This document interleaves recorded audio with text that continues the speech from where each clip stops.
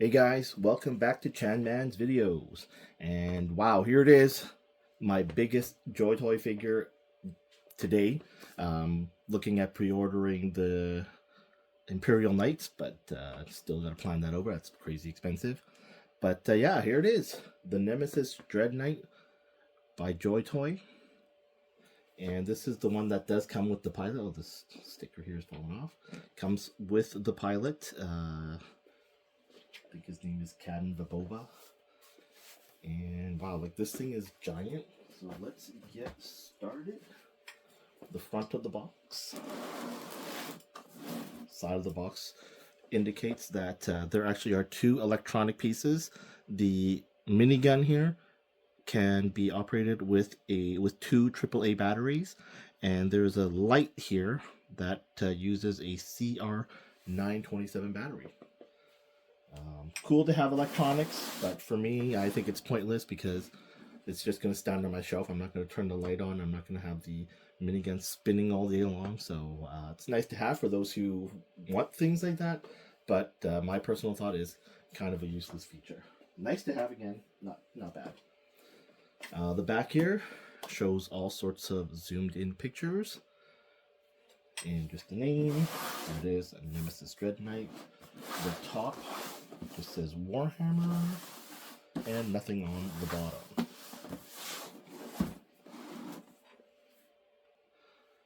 The first time I saw this on display in Hong Kong at the Wonderland Toys display case, I was just telling myself I gotta find a way to get this. And while I was in Hong Kong, I went to multiple stores and was asking for it. Excuse me, guys. And it was sold out. Thank God, because I would be really crazy trying to bring this thing back. It's huge. So let's measure the box. The box itself is just over 16 inches wide, just over 17 inches tall. Oh, sorry. And when it comes to the depth of the box, 10 inches. So that's a huge box. Not to mention the thing weighs a lot. I'm gonna ask. I don't have a scale. Excuse me, just fighting a cold. I don't have a scale to weigh it, but it feels like it's over 5 pounds. So this thing is big and it is heavy. And let's get this thing open. Let's see. I'm gonna guess it's gonna have that black foam. It's not sealed.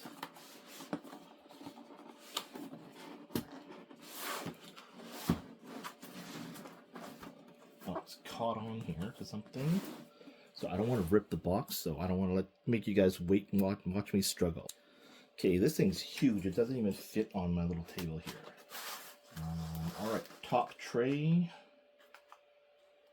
It's going to be a little bit reflective, but we've got a giant axe, closed fists, open hands, more parts to form the actual warsuit itself.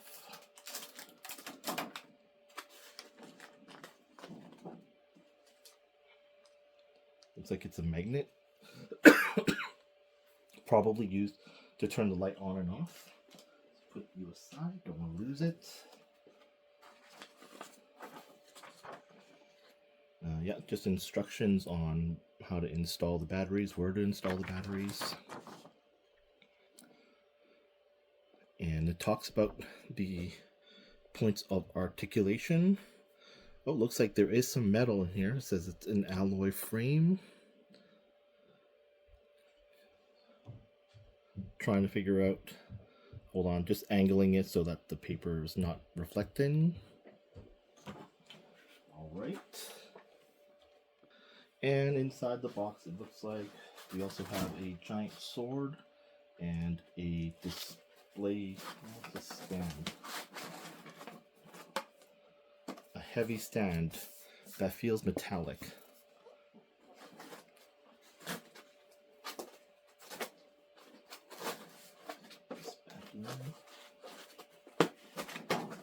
Put the cover on and move this tray aside. All right, moving on to second tray.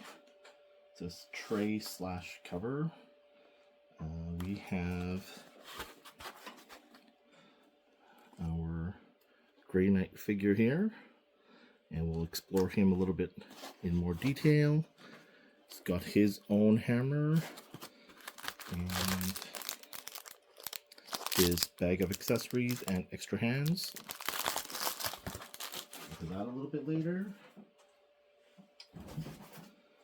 And here is suit. Yeah, most of the weight is in the suit. As that base was heavy, the suit itself is really large and heavy. All right, let's get the suit out of the foam and check it out. Okay, now that I've gotten this guy out of the box and the packaging, it is incredibly heavy and incredibly stiff and has a lot of tight joints. First thing to point out, the legs here is all metal. The joints here are metal. The feet are metal, or at least an alloy. Yeah, incredibly heavy. And it's really tight. It's so tight that I have to use a lot of strength and effort to actually try to shift these around so that it would stand flat. Right now, he's actually at an angle. He's wobbly, and that's because I haven't figured out which joints I need to adjust to help him to stand flat. All right, so let's bring him closer to the camera for everyone just to see what it looks like before it's fully assembled. This looks like it's just foam.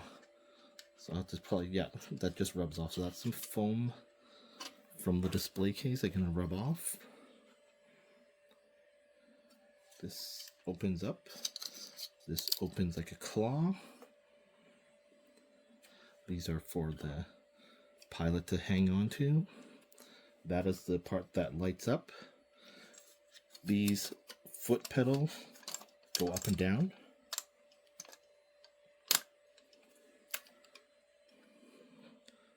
Great paint job. Okay. Let's check out the arms and the details there. It does come with a flamethrower arm. I'm really starting to get tired from holding this up. Crazy heavy.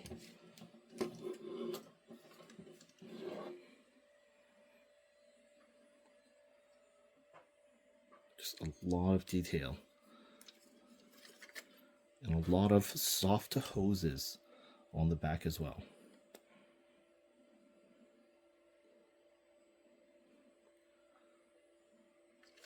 These also adjust, I think. No, right here.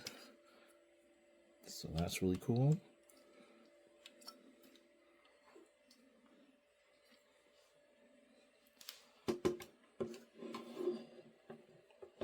Yeah, gotta figure out where I need to adjust it to make him stand nice and flat. Right. Getting back to our accessories. Okay, and now that we're back with Cadon Vibova, he does come with 3 spare left hands, an open hand for flailing out. Nice detail and painting. Pointing hand.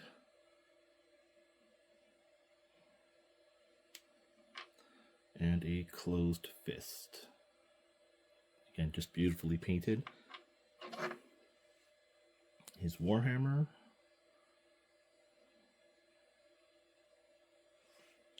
No skull on this end though.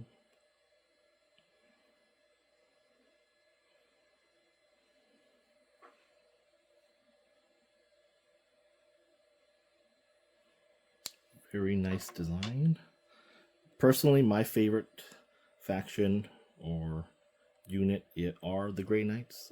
Sorry if I'm not using the right term for those diehards. Still learning about Warhammer or the Astartes. This tomb And ward does come off. It just was in that bag, so it just plugs in there.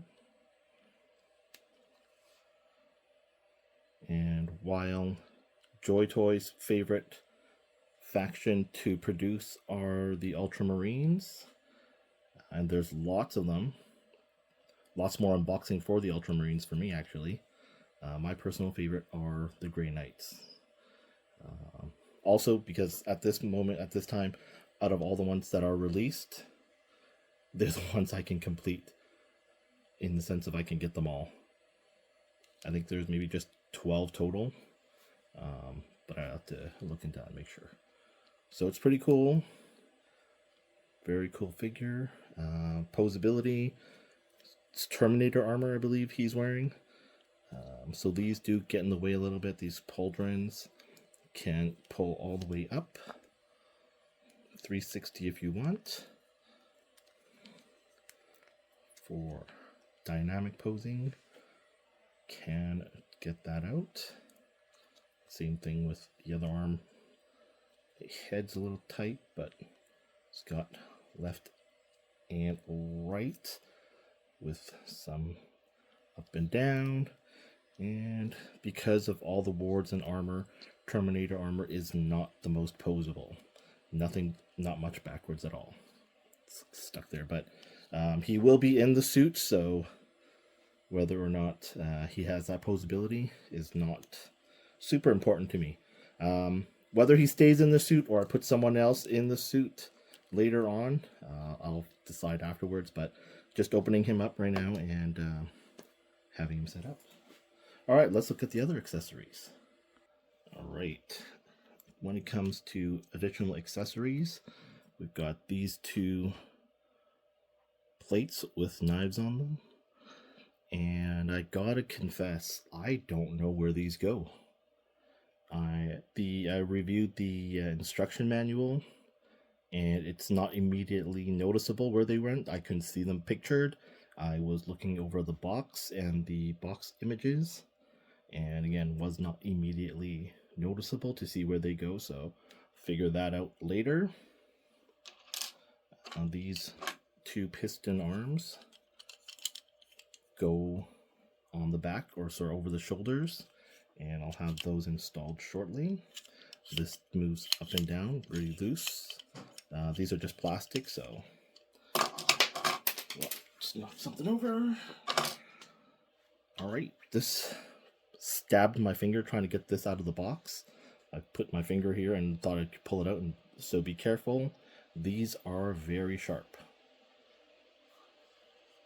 And this is a massive sword. Really cool looking. Again, great paint application for something that's somewhat mass produced.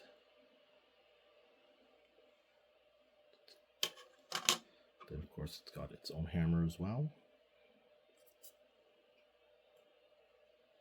And again, very sharp, so if you do get this, be warned when you're trying to get this out.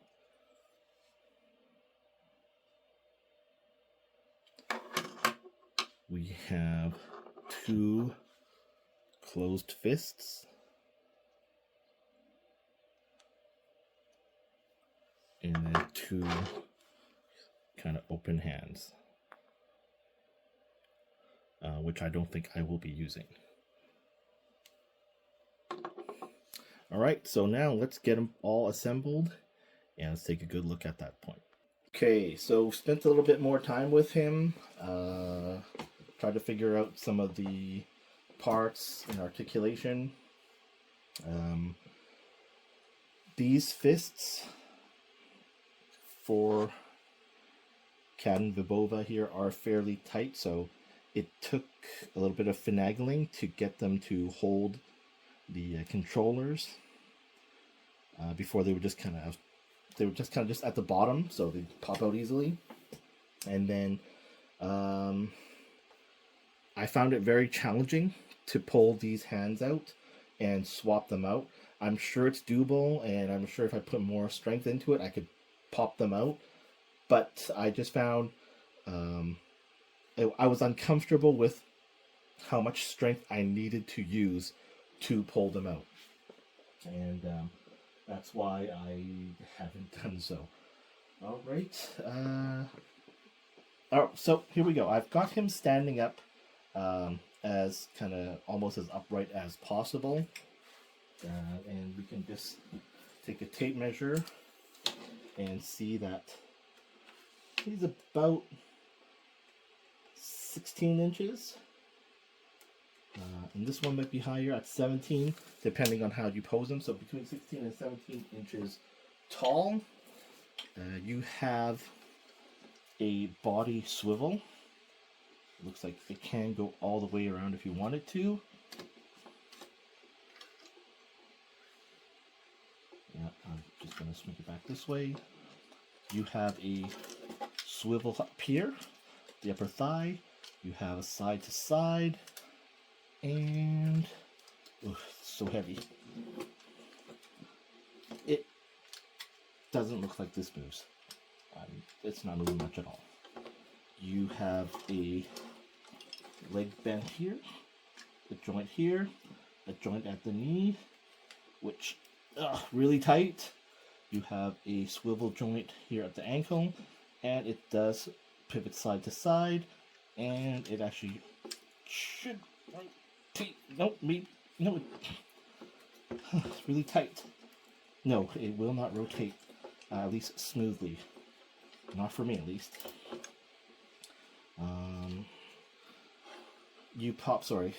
As I was saying before, this just comes off and it rotates. This feels kind of tight, so I don't know how well that would spin, but I'm not going to put the batteries in there. There's a power button here. That lights up, that just turns red. You use the magnet to turn it on. You put the battery inside. Let's see. Oh. And for a size comparison, let me just grab the Invictor Warsuit. Okay, there's the Invictor Warsuit. Both units with their legs kind of as close together and standing as upright as possible. Height-wise, you can clearly see there is a big difference in the height, but this guy's tall and skinny, this guy's short and fat. So that really is the difference. Pretty wide and narrow. If I move it around, don't have that much room, but see if I can get a front and behind. There you go. All right. I don't know if you can really tell a difference, but I went through and I added some silver paint to all these different bolts. I thought it looked better with it. Makes it stand out more. And I also put red on what appears to be the sensors of the cannons and the giant bolt pistol. It was something I was interested in. I'm just going to go off topic here. I was looking at a lot of the different bolters, the bolt gun, the bolt rifles, and everything. And I noticed that they all have this notch. Almost all of them have it, whether above or under the barrel. And so I'm like, that's got to be something that's there. And so the lore doesn't talk too much about it. I watched 2 or 3 different YouTube videos that break down the design of the bolt gun and the bolt rifle. They all unanimously say that there is a sensor that connects to the HUD of the Space Marine helmet and in their helmets for targeting. I also seen some artwork which show a laser coming out of it, like a laser pointer, and then other ones that have artwork that show it as basically like a camera, as if on his scope and on his helmet there. So because I liked that concept, I thought that was a good idea. I went and added red, just like it would be on their scopes, and where I thought it would be, where it would be logical to have a laser or a camera. And I went through that with all my other Space Marines. Put this guy away, and let's get back to the the Dreadknight. And actually, before I get back to the Nemesis Dreadknight, getting back to it, the finger was glued. It got stuck by glue, and so I just took a couple of pliers, applied a little bit of just a bit more strength. When you have leverage, just snap that glue off. I'm going to have to touch that paint back up but it was able to bend afterwards. Just for having it secured and easier for display, I put a clear hair elastic, which you don't notice too much, but it helps with the gun being held properly. All right. Okay, so now we've got him back in. Looks pretty good in there. Oh, sorry, just moved the camera.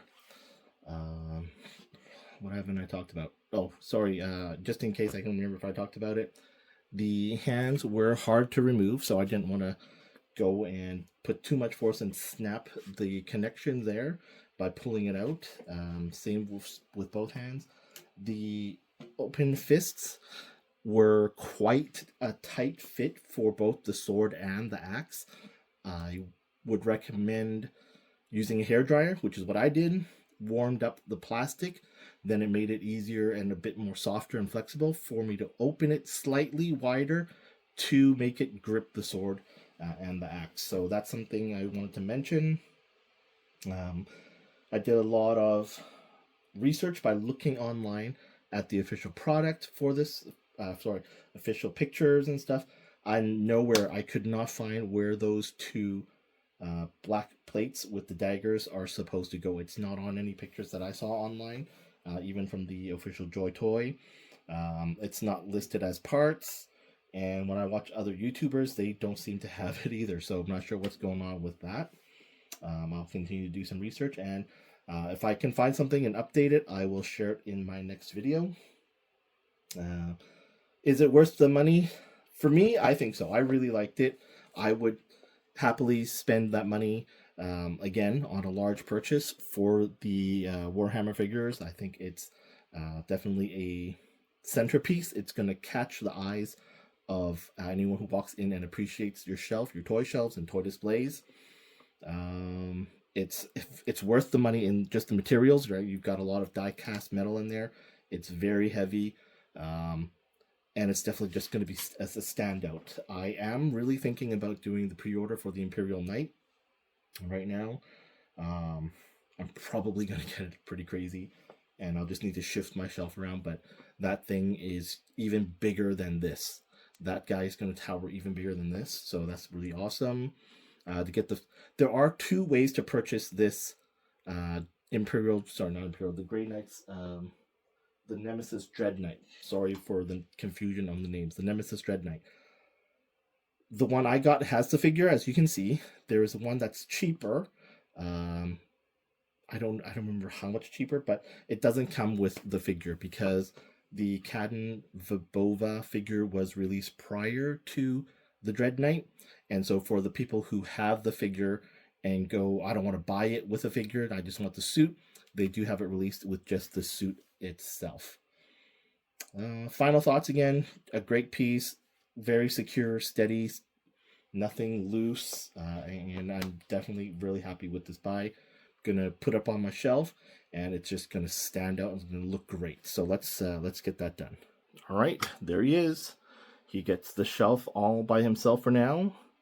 This is where I'm gonna start my Grey Knights collection, and it's going to pan over and then fill up the middle and the Ultramarines on the left. Actually, with the amount of Ultramarines that are released and that I have, but have not opened and unboxed yet, these guys here in the middle, they're all probably going to shift over to this side because I have that many more Ultramarines to come. Wow, lots of stuff happening. And again, I will be adding and unboxing a figure every week.